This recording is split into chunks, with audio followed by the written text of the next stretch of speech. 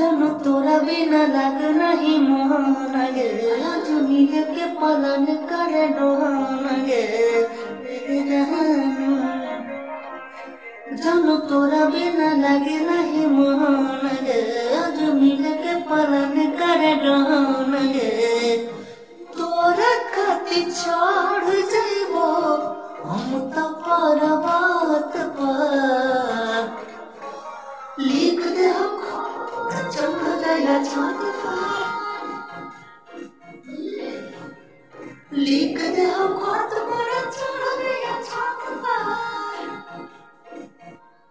जब कभी तो बहिबो जानो तोरा घर गे तोरा खाती जाइबो मोहद से गुजार गे।